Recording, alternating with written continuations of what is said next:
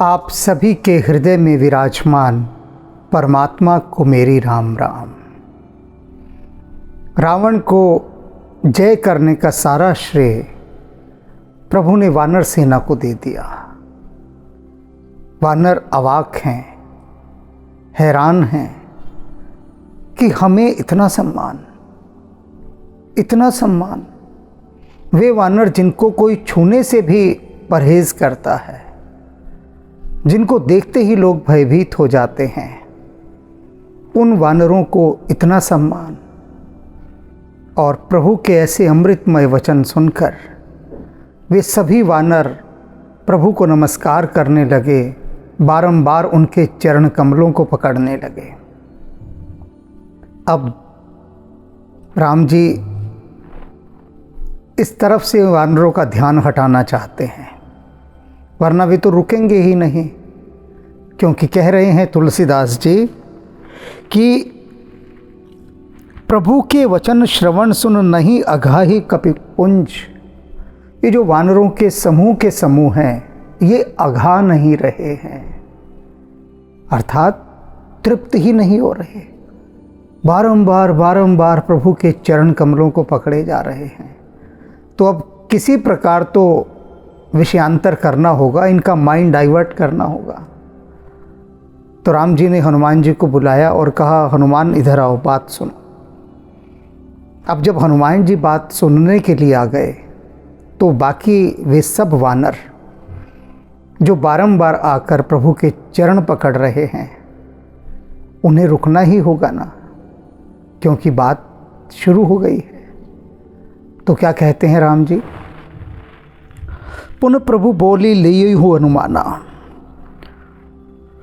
प्रभु ने हनुमान को बुलवा लिया कि हनुमान को लाओ बुलाकर। आ गए हनुमान जी। लंका जाओ कहु भगवाना। भगवान बोले कि सुनो हनुमान, तुम लंका जाओ। क्या काम है भाई लंका में, अब क्यों भेज रहे हैं? समाचार जानकी ही सुनावो हो। असल बात तो अभी तक रह ही गई थी जानकी जी की। राम जी बोले कि सुनो हनुमान, जाओ और सीता को ये सारा समाचार सुनाओ। तास कुशल ले तुम चली आओ, और जाके और उनका कुशल मंगल लेकर आ जाओ यहाँ। इतनी बात कही है अभी। ये नहीं कहा कि हनुमान जाओ और सीता को लेकर आ जाओ, केवल इतना कहा है कि जाओ और ये सारा समाचार युद्ध का दे दो कि रावण मारा गया है, और सीता का क्या हाल है वह बस पता करके आ जाओ।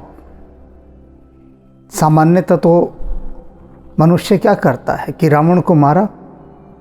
अगर हमारा हिंदी फिल्म का हीरो होता तो रावण को फौरन मारने के बाद अशोक वाटिका में पहुंच जाता कि चलो फौरन वहाँ पर हमारी हीरोइन बंदनी है।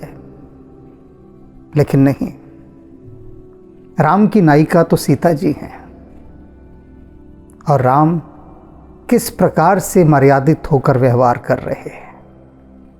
अपूर्व प्रेम है सीता के प्रति। विरह की अग्नि में राम कितने बले हैं इसका तो कोई अनुमान लगा ही नहीं सकता। लेकिन उसके बाद भी सौंदर्य देखिए मर्यादा का कितना है, कि हनुमान से कह रहे हैं कि पहले जाओ, सारा समाचार सुनाओ और सीता का समाचार लेकर आ जाओ। बस इतनी सी बात। तब हनुमंत नगर महु आए। नतमस्तक होकर हनुमान जी चले गए लंका में, नगर में पहुंच गए लंका के। सुन निशाचरी निशाचर धाये। अब हनुमान जी लंका में आए हैं, यह बात सुनकर सभी राक्षस और राक्षसी दौड़े चले आए उनकी तरफ। कल तक का दृश्य दूसरा था। सब डरते थे। जब अंगद लंका पहुंचता है तो सारे भयभीत हो गए और कहने लगे कि देखो वही वानर फिर से आ गया जिसने लंका को भस्म किया था। अब न जाने यह क्या करेगा, कितना उत्पात मचाएगा, कितना हमें दंडित करेगा। सारे मारे भय के भागने लगे थे, डर के। वे ही राक्षस हैं, वे ही हनुमान जी हैं। लेकिन सारा दृश्य बदल चुका है। अब तो हनुमान जी को देखते हुए उनकी तरफ उत्साह से, हर्ष से, प्रसन्नता से भागे चले आ रहे हैं। बहु प्रकार तिन पूजा की नहीं, केवल भागे ही नहीं आए, बहु प्रकार, अनेक प्रकार से हनुमान जी का पूजन किया। बताइए, एक प्रकार से भी नहीं, अनेक अनेक प्रकार से भागे आ रहे हैं, दौड़े आ रहे हैं कि हनुमान आ गए। अब ऐसा क्यों हुआ? क्या कारण है? हनुमान जी ने उनको ऐसा क्या दे दिया? इसलिए क्योंकि वे जानते हैं कि जो हनुमान जी हैं वे न्याय की स्थापना में, सत्य की स्थापना में राम जी के सबसे बड़े सहायक हैं, उनके दूत हैं। और इसीलिए वे उनका पूजन कर रहे हैं। और सबसे बड़ी बात, विभीषण का राज्याभिषेक करवाने के लिए राम जी ने उनको दायित्व सौंपा था। अपना प्रतिनिधि मूल उनको बनाया, लक्ष्मण जी भी साथ आए। तो अब जो उनके राजा के आत्मीय मित्र हैं, उनके प्रति तो लंकावासी उत्साहित तो होंगे ही होंगे। और हनुमान जी तो विशेष महत्व रखते थे, इसलिए अनेक प्रकार से उनका पूजन कर रहे हैं वे। बहु प्रकार तिन पूजा कीनी, जनक सुता देखाई पुनधीनी। और उसके बाद वे सारे राक्षस और राक्षसी हनुमान जी को सादर सीता जी के पास ले गए अशोक वाटिका में। अब से पहले तो हनुमान जी छिपते छिपाते गए थे, अब ससम्मान उनको ले गए सीता जी के पास। दूर ही ते प्रणाम कपि कीना, दूर से देखते ही हनुमान जी ने सीता जी को प्रणाम किया। और रघुपति दूत जानकी ही चीन्हा, राम जी के दूत, रामदूत हनुमान को दूर से देखते ही सीता जी ने पहचान लिया कि ये तो हनुमान है। कहूँ तात प्रभु कृपा निकेता, कुशल अनुज कपि सेन समेता। सीता जी पूछती हैं हनुमान जी से कि हनुमान बताओ, वे मेरे प्रिय कौशलपति वानर सेना के साथ सकुशल तो है ना? कहूँ तात प्रभु कृपा निकेता, कुशल अनुज समेत सेन समेता। ये वानर सेना, उनका अनुज लक्ष्मण, इन सभी के साथ कृपा के निधान, कौशलाधीश, कुशल तो है ना? क्यों पूछना पड़ा? क्योंकि अभी युद्ध समाप्त हुआ है और युद्ध में दोनों तरफ से शस्त्रों का, अस्त्रों का निरंतर उपयोग होता रहा है। कोई घायल भी हो सकता है, कोई दुख में भी हो सकता है, बहुत प्रकार हैं। तो इसलिए सबसे पहले सीता जी ने कुशल मंगल पूछा। सब विधि कुशल कौशलाधीसा, मातु समर जित्यो दस सीसा। हनुमान जी कहते हैं कि हे माते, राम जी तथा अन्य सभी ठीक ठाक हैं, कुशल पूर्वक हैं और उन्होंने रावण को मार दिया है। अब रावण जीवित नहीं रहा, वह मारा जा चुका है। वह जो दशानन, वह जो लंकेश, वह जो रावण, जो इतना अहंकारी था, वह दशकंधर मारा जा चुका है। अबिचल राज विभीषण पायो, और उसके मरने के बाद इस लंका का अचल राज्य विभीषण को मिला है। अब हनुमान जी यहाँ एक शब्द का उपयोग कर रहे हैं, अबिचल राज विभीषण पायो। विभीषण ने कौन सा राज पाया है? अचल राज्य। क्यों अचल राज्य कहा? राम जी जिसे जहाँ का राजा बना दें, उसे फिर कोई उस पद से हटा नहीं सकता। अचल है, अटल है उसका राज। इसीलिए वे कह रहे हैं कि विभीषण को अचल साम्राज्य मिला है, वह राजा बना है लंका का। सुन कपि बचन हर्ष उर छायो। हनुमान जी के यह वचन सुनकर सीता जी के हृदय में अपार हर्ष छा गया। क्योंकि जिसकी वे कामना किया करती थी, मनौती मांगा करती थी, वह साकार हुआ। राम लंका आए, रावण का वध किया, दुख के बादल छट गए, हर्ष ही हर्ष छा गया। अति हर्ष मन तन पुलक, बहुत अति हर्षित हैं, मन और तन दोनों पुलकित हो रहे हैं। लोचन सजल, नयनों में आंसू भर आए, कह पुनि पुन रमा। और बार बार वे क्या कहती हैं हनुमान जी से बारंबार, का देहु तो ही त्रिलोक महु, कपि किमपि नहीं बानी समा। कहती हे पुत्र, मैं तुम्हें क्या दूं, क्या दूं तुम्हें मैं, क्योंकि तुमने अभी जो वाणी कही है, अर्थात जो बात बताई है, जो समाचार दिया है, तीनों लोक भी उस समाचार के सामने छोटे हैं, ऊने हैं, कम हैं। ऐसा समाचार कि रावण मारा गया है, प्रभु लंका में आ गए हैं। पुत्र, इस समाचार के बदले में तुम्हें क्या दूं? अर्थात कुछ नहीं दे सकते, क्योंकि तीनों लोक भी दे दूं हनुमान तुमको तो वे भी तुच्छ हैं। यह समाचार इतना उच्च है, कुछ नहीं मेरे पास तुम्हारे लिए ऐसा कुछ भौतिक देने के लिए। तो अब अलौकिक कुछ मिलने जा रहा है हनुमान जी को। सुन मात में पायो अखिल जग राज आज उन्हें संशय, रणजीत रिपुदल बंधु जुत पयासमी रामनायम। हनुमान जी कहते हैं, सुन मात, हे माँ सुनो, मैं पायो अखिल जग, आज मैंने सारे ब्रह्मांड का राज्य प्राप्त कर लिया है। जब मैंने यह देखा कि प्रभु श्री राम ने रावण को मार दिया है, बस उसी समय मुझे इस अखिल ब्रह्मांड का राज मिल गया और मुझे कुछ नहीं चाहिए, क्योंकि राम जी ने शत्रुओं के दल को मारा है, उनके बंधुओं के समेत सभी को मार डाला।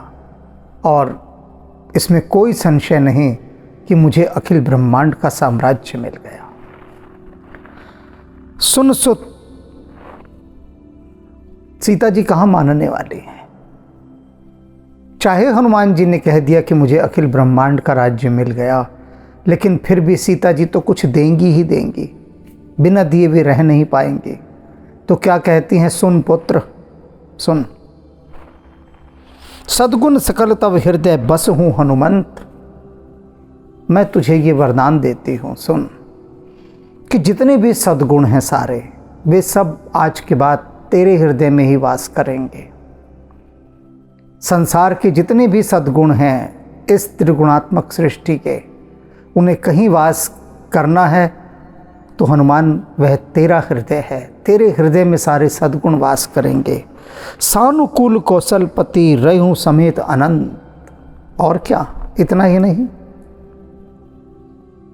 इतना ही नहीं कि तेरे हृदय में सारे सद्गुण रहेंगे, बल्कि जो कौशलपति हैं, रघुनाथ जी हैं, राम जी हैं, वे अपने अनुज के साथ सदा तुम पर प्रसन्न रहेंगे। अब इस वरदान को मिलने के बाद क्या शेष रह जाता है? राम जी अपने भाई लक्ष्मण के साथ, जिस पर सदा प्रसन्न रहें, यानी कभी अप्रसन्न होंगे ही नहीं, उसके लिए कुछ बचता है क्या? फिर कुछ शेष नहीं बचता। और सीता जी ने सब कुछ हनुमान जी को दे डाला, सब कुछ। अब इसी से देख लीजिए कि जिन हनुमान जी पर राम जी और लक्ष्मण जी कभी अप्रसन्न होंगे ही नहीं, कभी भी, चाहे वे कुछ कर लें, कभी भी। और सीता जी तो प्रसन्न है ही हैं, वरदान तो वे ही दे रही हैं। तो वे हनुमान जी जिन पर प्रसन्न हो गए, उन पर तो राम लक्ष्मण जी भी प्रसन्न हैं और सीता जी भी प्रसन्न हैं।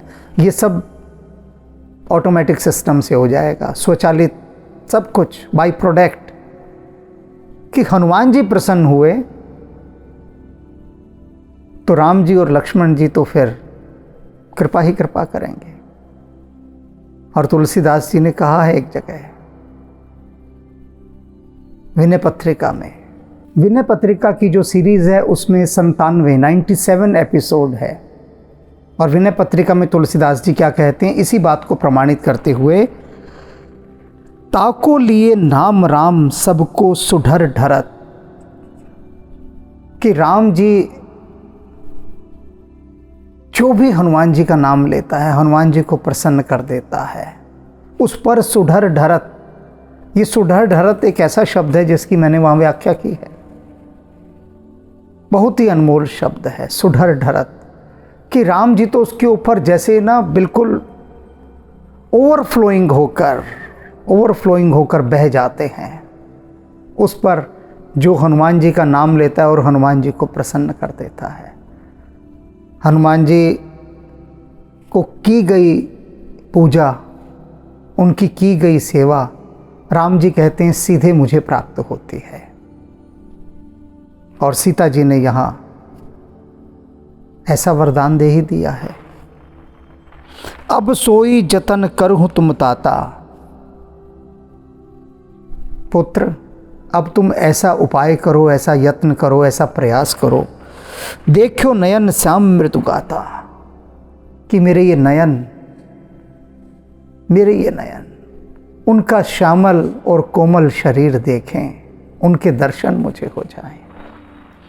तब हनुमान राम पहि जाहि, जनक सुता के कुशल सुनाए। तब हनुमान जी ने हाथ जोड़कर नमस्कार किया और प्रभु श्री राम के पास जाकर सीता जी का कुशल मंगल समाचार सुनाया, सारी बातें बताई जो हुई। अब आगे राम जी का क्या निर्देश प्राप्त होगा। सुन संदेश भानुकुल भूषण, सूर्यवंश के भूषण प्रभु श्री राम ने जब हनुमान जी के माध्यम से ये सारी बातें सुनी, सारे संदेश सुने, तब उन्होंने विभीषण को बुलाया। बोल लिए जुबराज विभीषण, अंगद को भी बुला लिया और विभीषण को भी बुलवा लिया, दोनों को बुलवाया। मारु सुत के संग सिधावू हूँ, और क्या बोले कि हनुमान जी के साथ जाओ, सादर जानकी सुत ही ले आओ, और जानकी को आदर के साथ लेकर आओ। एकदम से हनुमान जी को नहीं कहा कि लेकर आ जाओ, गए थे। सोच रहे होंगे आप लोग कि हनुमान जी गए तो थे और हाथ जोड़ के कहते कि सीते माते चलो राम जी के पास, और ले आते। नहीं, बड़ी गहरी बात है। इस समय लंका का राजा बना दिया है उन्होंने विभीषण को। राम जी सर्वस्व हैं, सब कुछ हैं, लेकिन उसके बाद भी मर्यादा का पालन करते हैं, जिसे हम प्रोटोकॉल भी कह सकते हैं, कि विभीषण की अनुमति के बिना लंका में कुछ भी नहीं होगा। तो विधिवत विभीषण लेकर आएंगे अब, और अंगद, हनुमान, ये सब साथ जाएंगे, वे लेकर आएंगे। मारुत सुत के संग सिधावहूँ, सादर जनक सुत ही ले आओ। कि जनक सुता जानकी को सादर लेकर आओ। कैसे लेकर आओ? सादर। और हनुमान जी साथ जाएंगे, अंगद साथ जाएगा। विभीषण को ये आदेश दे दिया। तुरंत ही सकल गए जहाँ सीता, वे सब तुरंत वहाँ चले गए जहाँ सीता जी थी, कोई विलंब नहीं किया। सेव ही सब निश्चर ही विनीता, और जितनी राक्षसी थीं सब विनम्र होकर सीता जी की सेवा कर रही थी। यही राक्षसियाँ कल तक सीता जी को यातना देती थी, डराती थी, भयभीत करती थी, कटु वचन कहती थी, लेकिन सत्ता बदलते ही, राजा बदलते ही सारा व्यवहार बदल गया। राक्षसियाँ हैं, लेकिन राक्षसी होने के बाद भी अब सीता जी के सम्मुख विनम्रता पूर्वक बैठी हैं और उनकी सेवा कर रही है। एक राजा पूरी प्रजा को बदल देता है। तभी कहा गया है ना, यथा राजा तथा प्रजा। जैसा राजा होगा वैसी प्रजा होगी। राजा रावण था तो राक्षसी सीता को सताती थी। राजा विभीषण हो गया तो विनम्रता पूर्वक वे उनकी सेवा कर रही हैं। बेग विभीषण तिन ही सिखायो। विभीषण ने उन राक्षसियों को बुलाया और जल्दी से सिखाया, समझाया। क्या समझाया? तिन बहु विधि मंजन करायो। उनको कहा, सुनो, ढंग से सेवा करो, सीता जी को लेकर जाओ और अनेक प्रकार से इनका स्नान कराओ, श्रृंगार करो, हम इनको राम जी के पास लेकर जाएंगे। समझ में आ गई बात? राक्षसियों को समझने में कहाँ देर लगती है, सब समझ गई। बहु प्रकार भूषण पहिराए। उन्होंने सीता जी को स्नान करवाया, विभिन्न प्रकार के सुंदर आभूषण पहनाए, शिबिका रुचिर साज पुनिलाए, और फिर उनको बहुत सुंदर पालकी में सजा कर लेकर आए, पालकी में बिठाया। तापर हर्ष चढ़ी वैदेही। उस पालकी पर हर्षित होकर सीता जी चढ़ गई। सुमरई राम सुखधाम स्नेहे। और सुखों के धाम राम जी का स्मरण करने लगे। स्मरण करते करते चढ़ गए। बेत पानी रक्षक चहुपासा। बेत पानी, हाथ में दंड धारण किए हुए रक्षक चारों तरफ पालकी के, कि कोई नुकसान ना पहुंचा दे। सिक्योरिटी, पूरी सिक्योरिटी, सुरक्षा व्यवस्था। चले सकल मन हरस परम उल्लासा। और सबके मनों में उल्लास था, हर्ष था, सब साथ साथ चल पड़े। देखन भालू कीस सब आए। भालू और वानर सारे देखने आए, भाई सीता जी आ रही हैं। सीता जी को रावण से छुड़ाने के लिए ही तो वे इतनी दूर से यहाँ आए थे। अब सीता जी के तो दर्शन भी करना चाहेंगे ही। रक्षक कोप निवारण धाये। और जो रक्षक थे, राक्षस, उन्हें बड़ा गुस्सा आ रहा था, क्योंकि पालकी है, उनकी सुरक्षा का दायित्व तो उनके ऊपर है, राक्षसों पर। और वो देख रहे हैं कि बंदर और भालू उछल उछल के आ रहे हैं, घेरा तोड़ रहे हैं। तो उन्होंने क्रोध किया और डंडों से उन्हें भगाना शुरू कर दिया, खदेड़ना शुरू कर दिया। देखते हैं ना, जब अति महत्वपूर्ण लोग आते हैं और लोग उनके दर्शन करना चाहते हैं, भीड़ हो जाती है, तब सुरक्षाकर्मी उन्हें कैसे खदेड़ते हैं, डंडों का भी इस्तेमाल करते हैं। यहाँ भी हो रहा है और ये गलत भी नहीं है, क्योंकि सुरक्षा करनी है ना, पता नहीं कौन भीड़ में क्या निकल आए। तो यही वहाँ पर हो रहा है, डंडे मार मार के भगाया जा रहा है भालुओं को और वानरों को। कह रघुबीर कहाँ मम मानहूँ, सीता ही सखा पयाद है आनहूँ। देखूँ कपि जननी की नाई, बिहस कहा रघुनाथ गोसाई। अब राम जी देख रहे हैं कि राक्षस भालू और वानरों को डंडे मार मार कर भगा रहे। उन्हें हंसी आ गई, बहुत हंसी आ गई।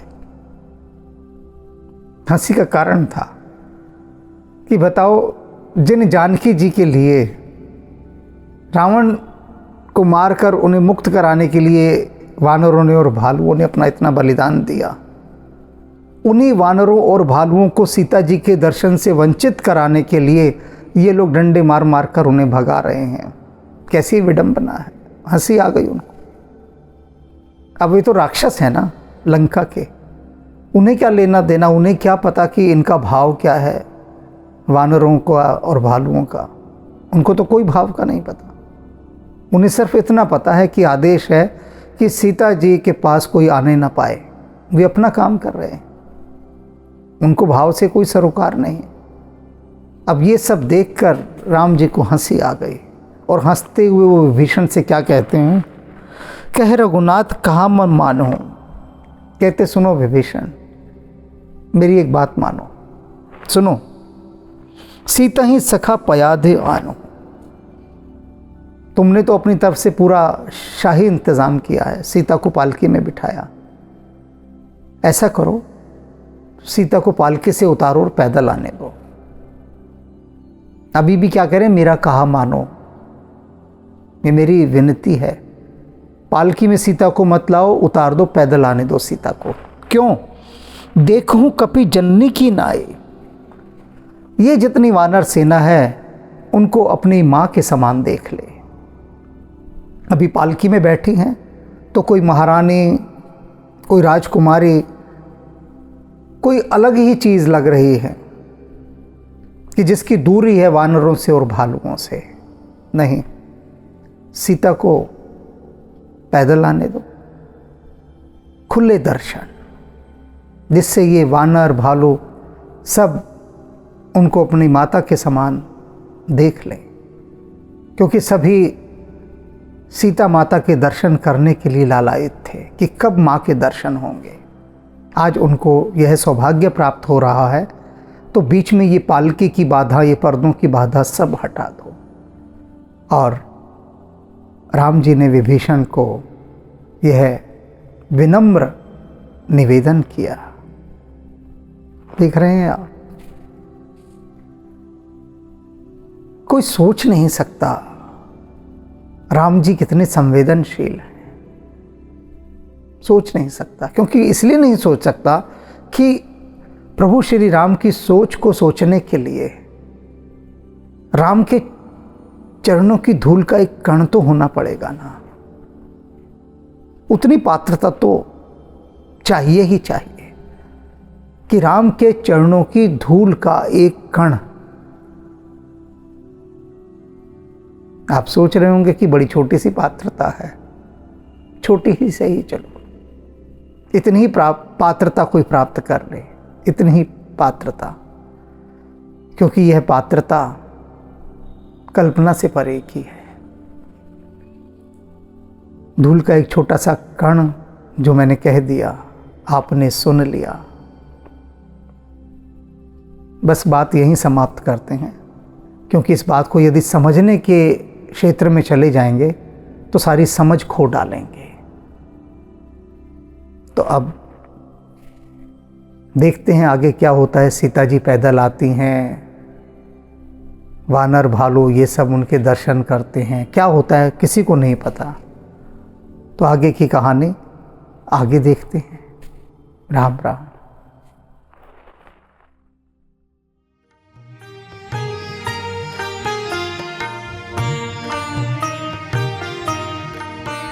गुण दोष अवस्था त्रैगोतीता, माया रहित स्वरूपा, बालैक ब्रह्मचारी असुरारी, स्वरण शैल समरूपा, त्रिपुरारी खरारी शिव अवतारी, सर्वसिद्धि निधि पुंजा, बलवेक पराक्रम मति गुण आदिक, नमत तोर पद कंजा, नमत तोर पद कंजा।